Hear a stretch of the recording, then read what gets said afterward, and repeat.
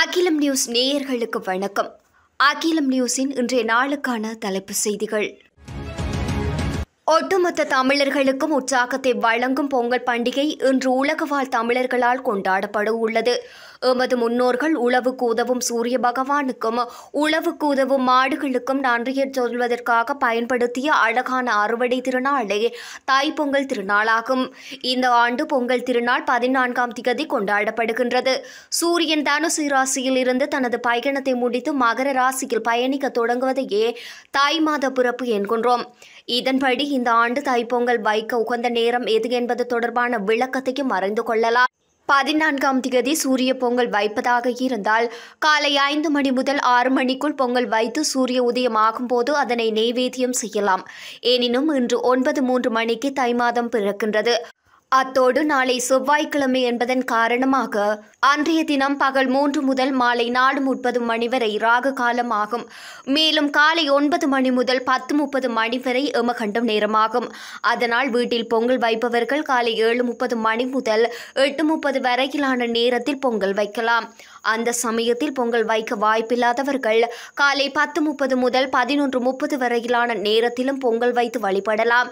இந்நிலையில் நாடளாவிய ரீதியில் தைப்பொங்கல் கொண்டாட்டத்திற்கு மக்கள் தயாராகி வருகின்றனர். அந்த வகையில் மன்னார், கண்டி, யாழ்ப்பாணம், கிளிநொச்சி, முல்லைத்தீவு போன்ற பகுதிகளில் மக்கள் தைப்பொங்கல் கொண்டாட்டத்திற்கு தயாராகி வரும் காட்சிகள் பின்வருமாறு அமைந்திருக்கின்றது.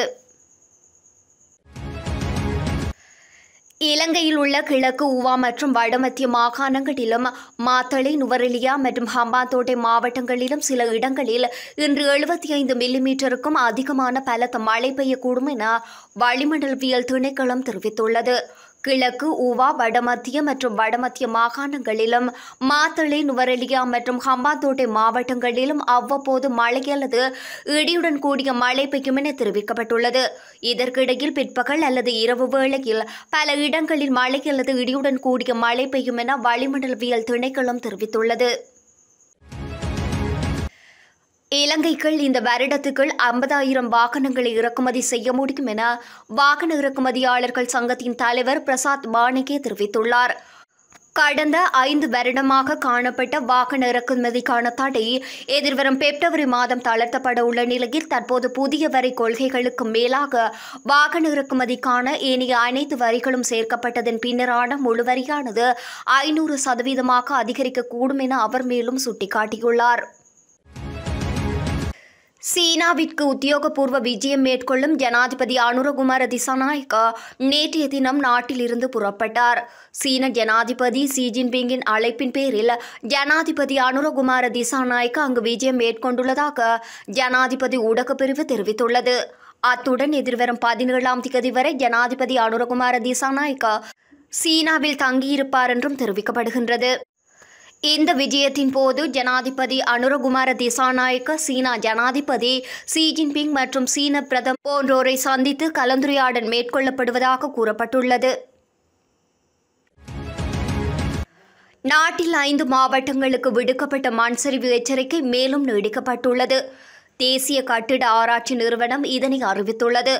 இதன்படி பாதுளை, நுவரெலியா, குருநாகல், கண்டி மற்றும் மாத்தளை ஆகிய மாவட்டங்களுக்கு மண்சரிவு எச்சரிக்கை விடுக்கப்பட்டுள்ளது. பெரும் சர்ச்சையை ஏற்படுத்திய வத்தேகம மீன் விற்பனையாளர் படுகொலை செய்யப்பட்ட சம்பவம் தொடர்பில் சந்தேகத்தின் பேரில் 3 மாத்தளை பிரிவு குற்றப்புலனாய்வு பிரிவினர் நேற்றைய தினம் கைது செய்துள்ளனர். சர்ச்சைக்குரிய கொலை சம்பவம் தொடர்பான மேலதிக விசாரணைகள் மாத்தளை குற்றப்புலனாய்வு பிரிவினரிடம் ஒப்படைக்கப்பட்டுள்ளன. மாத்தளை திக்வெல பிரதேசத்தில் வசிக்கும் சந்தேக நபர்களிடமிருந்து 4 கூறிய ஆயுதங்களும் 3,70,000 ரூபாவும் கைப்பற்றப்பட்டுள்ளன. வத்தேகம பிரதேசத்தின் மீன் வியாபாரிகளுக்கு இடையில் ஏற்பட்ட வாய் தகராறு காரணமாக கடந்த ஜனவரி மாதம் 3ஆம் திகதி வசந்த் சஞ்சீவ என்ற 39 வயதுடைய திருமணமாகாத நபர் தனது வீட்டின் முன் வைத்து படுகொலை செய்யப்பட்டமை குறிப்பிடத்தக்கது. கிளிநொச்சி பரந்தன் பகுதியில் இடம்பெற்ற வாகன விபத்தில் 2 படுகாயமடைந்துள்ளனர். குறித்த விபத்து சம்பவம் நேற்றைய தினம் இடம்பெற்றுள்ளது. பரந்தன் பகுதியில் இருந்து கிளிநொச்சி நோக்கி பயணித்த ஓட்டுநர் பயிற்சி பாடசாலையின் முச்சக்கர வண்டி ஒன்றின் மீது அதே பகுதியில் பயணித்த மோட்டார் சைக்கிள் ஒன்று பின்பக்கமாக மோதியுள்ளது. இவ்விபத்தில் படுகாயமடைந்த 2 கிளிநொச்சி வைத்தியசாலையில் அனுமதிக்கப்பட்டுள்ளனர். மாத்தறை தெவினுவர தல்பாவில பகுதியில் உள்ள கருவாடு வர்த்தகர் ஒருவரின் வீட்டின் முன்னால் அடையாளம் தெரியாத இருவர் துப்பாக்கிச்சூடு நடாத்தியுள்ளதாக போலீசார் தெரிவித்துள்ளனர். குறித்த துப்பாக்கிச்சூட்டு சம்பவம் நேற்றைய தினம் மாலை 4:45 மணியளவில் இடம்பெற்றுள்ளதாக தெரிவிக்கப்படுகின்றது. சிவப்பு நிற மோட்டார் சைக்கிளில் பிரவேசித்த இருவர் இந்த துப்பாக்கி பிரயோகத்தை நடத்தியுள்ளனர். கருவாடை வாங்க விரும்புவதாக கூறிய நிலையில் வாயில் கதவை திறந்தபோது இந்த துப்பாக்கிச்சூடு நடத்தப்பட்டுள்ளது. எந்தவொரு கையடக்க சேவை வழங்கும் நிறுவனங்களும் தமது இணைய கட்டணங்களை அதிகரிக்கவில்லை என இலங்கை தொலைத்தொடர்பு ஒழுங்குமுறை ஆணைக்குழு தெரிவித்துள்ளது. பல கையடக்க தொலைபேசி நிறுவனங்கள் இணைய கட்டணங்களை இரகசியமான முறையில் அதிகரித்துள்ளதாக சமூக வலைதளங்களில் போலியான தகவல்கள் பரப்பப்பட்டு வருவதாக ஆணைக்குழுவின் பணிப்பாளர் தெரிவித்திருக்கின்றார். இதுகுறித்து உரிய நிறுவனங்களுடன் கலந்துரையாடியுள்ளதுடன் கட்டண அதிகரிப்புகளை மேற்கொள்ளவில்லை என எழுத்து மூலமான கடிதங்கள் பெறப்பட்டுள்ளதாக அவர் குறிப்பிட்டுள்ளார். கடுவெல கொரத்தோட்ட வெலிகிந்து பிரதேசத்தில் போதைப் பொருளுடன் நபர் ஒருவரை போலீசார் கைது செய்துள்ளனர். கைது செய்யப்பட்ட சந்தேக நபரிடம் இருந்த சுமார் 4.5 கிலோகிராம் ஐஸ் போதைப் பொருளும் 500 கிராம் ஹெரோயின் போதைப் பொருளும் கைப்பற்றப்பட்டதாக நவகமுவ போலீசார் தெரிவித்துள்ளனர். கைப்பற்றப்பட்ட போதைப் பொருளின் மதிப்பு சுமார் 40 மில்லியன் இருக்கும் என போலீசார் தெரிவித்துள்ளனர். நாட்டில் தற்போது டெங்கு நோயாளர்களின் எண்ணிக்கை அதிகரித்து வருவதாக தேசிய டெங்கு ஒழிப்பு பிரிவு தெரிவித்துள்ளது. இதன்படி இந்த வருடத்தின் இதுவரையான காலப்பகுதியில் 2045 டெங்கு நோயாளர்கள் அடையாளம் காணப்பட்டுள்ளதாக அந்த பிரிவு குறிப்பிட்டுள்ளது. நாட்டில் கடந்த வருடத்தில் மாத்திரம் 49,877 டெங்கு நோயாளர்கள் அடையாளம் காணப்பட்டனர். அத்துடன் 24 உயிரிழப்புகள் பதிவாகியிருந்தமையும் குறிப்பிடத்தக்கது.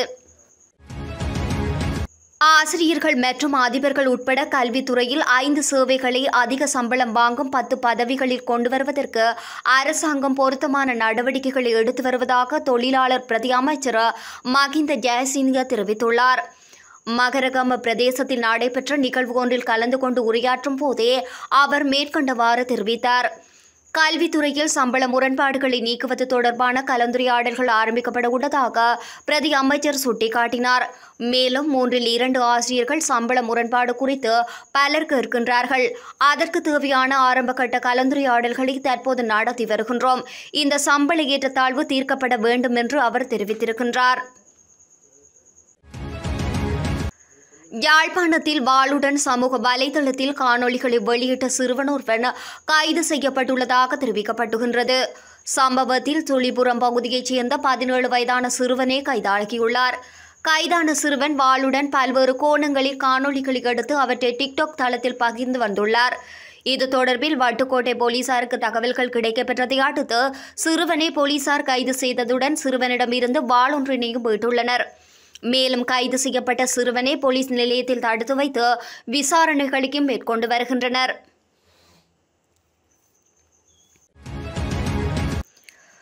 முல்லைத்தீவு சுதந்திரபுரம் பகுதியில் உள்ள கிணற்றில் இளைஞர் ஒருவர் சடலமாக கண்டுபிடிக்கப்பட்டுள்ளார். சுதந்திரபுரம் கிராமத்தினை சேர்ந்த 28 வயதான பிலிப் குமார் டினோஜன் என்ற இளைஞன் கடந்த 11ஆம் தேதி காணாமல் போயுள்ளார். உறவினர்கள் அவரை தேடி வந்த நிலையில் அவர் கண்டுபிடிக்கப்படவில்லை. இந்த நிலையில் நேற்றைய தினம் குறித்த இளைஞனது சடலம் வீட்டு கிணற்றில் மிதந்ததனை அவதானித்துள்ளனர். பின்னர் புதுக்குடியிருப்பு போலீசுக்கு தகவல் வழங்கப்பட்டதனை தொடர்ந்து போலீசார் சடலத்தை மீட்டுள்ளனர். குறித்த இளைஞனின் மரணம் தற்கொலையா கொலையா என்ற கோணத்தில் போலீசார் விசாரணைகளை மேற்கொண்டு வருகின்றனர். தற்போது இலங்கையில் 5000 இந்திய உளவு சேவைகள் செயற்பட்டு வருவதாகவும் அவை நாட்டின் விமான நிலையங்களை கைப்பற்ற முனைப்பு காட்டி வருவதாகவும் முன்னணி சோசலிய கட்சியின் பிரச்சார செயலாளர் துமிந்த நாகமுவ குற்றம் சுமத்தியுள்ளார். இலங்கையின் கடல், எரிசக்தி, மின்சாரம், நிலம், துறைமுகம் மற்றும் விமான நிலையத்தை கையகப்படுத்தும் ஒரு நடவடிக்கைக்கு அமைவாக இந்த தரப்பு செயற்பட்டு வருவதாகவும் அவர் கூறியுள்ளார். முன்னணி சோசலிய கட்சி ஏற்பாடு செய்த இந்தியா பெரிய சகோதரரா மாநாடு கொழும்பில் நடைபெற்றது. இந்த திட்டம் இத்துடன் நிற்கவில்லை என்றும் இலங்கையில் உள்ள அனைத்து முக்கிய துறைமுகங்கள் மற்றும் விமான நிலையங்களையும் இந்தியா கையகப்படுத்த திட்டமிட்டுள்ளது என்றும் சுட்டிக்காட்டியுள்ளார். இத்துடன் அகிலம் நியூஸின் இன்றைய நாளுக்கான தலைப்பு செய்திகள் நிறைவடைகின்றன. தொடர்ந்தும் செய்திகளை உடனுக்குடன் பெற்றுக்கொள்ள அகிலம் நியூஸுடன் இணைந்திருங்கள். நன்றி, வணக்கம்.